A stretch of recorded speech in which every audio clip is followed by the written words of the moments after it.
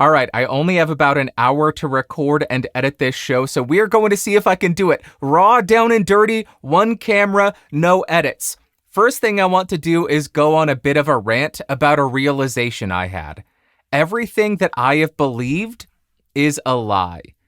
I came to this realization when using the microphone that I am currently using in a way that it should not have worked in, or a way that I never imagined it would work in. The microphone I am using is the SE Electronics Voodoo VR2. This is a figure 8 ribbon microphone. Ribbon microphones are not very sensitive, they are relatively quiet, they also have a lobe of sensitivity in their rear. I never imagined in my wildest dreams, I can't speak, that this would function well as an overhead microphone. Yet I used it in this fashion on this show a couple of months ago and was blown away by the results because the null areas on this polar pattern are phenomenal at rejecting ambient noise in those areas.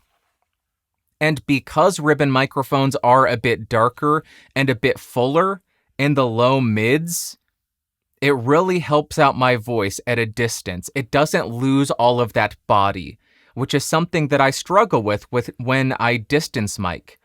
When I get a little bit farther away, I don't have that same robustness that I enjoy when close miking. So this blew my mind and it made me reconsider everything. What else have I thought was wrong that I could actually be doing? What have I believed to be true that is actually false? The second thing, the main thing that I wanted to talk about here is preamp noise. Interface preamp noise. I have always been under the assumption that you need super low noise preamps. I have advocated for this in my reviews. And the thing that broke my brain here, I did a review of the Apogee Boom. The specs stated that it had an EIN of negative 128 dBu non-weighted. That would mean the noise floor is phenomenal. I did my review based on those assumptions after using it for 4 weeks, I think. I recorded podcasts, published podcasts, got 0 complaints. Then Julian Krause did his review of it a couple of weeks later. He did some measurements and found the EIN was really negative 120 dBu weighted, if I am remembering correctly. That is one of the worst noise performances on any interface that I have ever seen in modern time. That's worse than a Zoom H6, which has an EIN of negative 123, negative 124.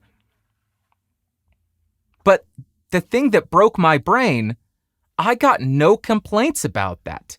And that made me realize maybe it doesn't matter as much as all of us reviewers make it out to matter.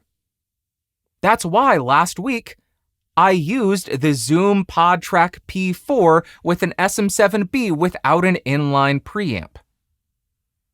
I don't even recall if I did anything in terms of noise reduction in post. I may have.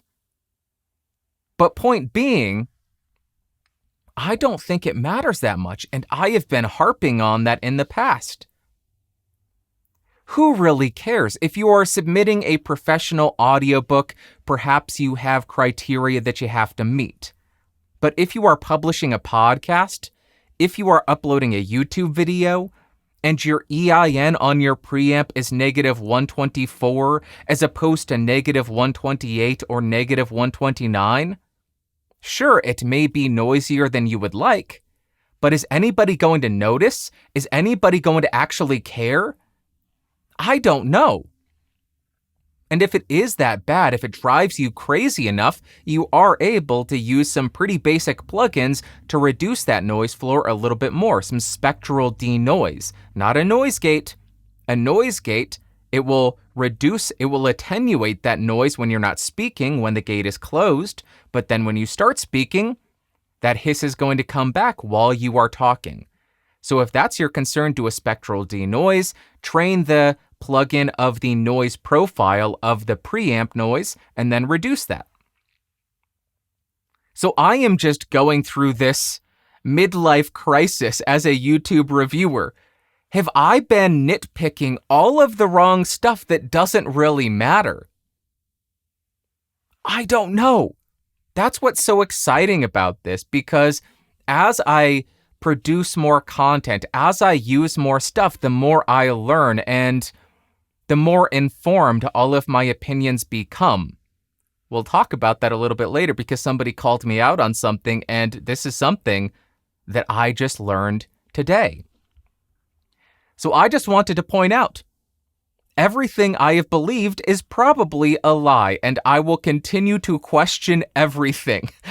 Going forward, I will never believe anything that I am told is true. I will say, oh, okay, interesting, let me try it and see what the results are, because why not just try everything? That's the entire point of recording audio. Try it, see if it works. If it does, cool. If it doesn't, cool. Now you know. Now I know you can use a figure 8 ribbon microphone to distance mic overhead. Something I never would have recommended, something I never would have imagined would work, but it does. I never would have recommended using a Shure SM7B running directly into a Zoom PodTrack P4 or a Zoom H6 without an inline preamp.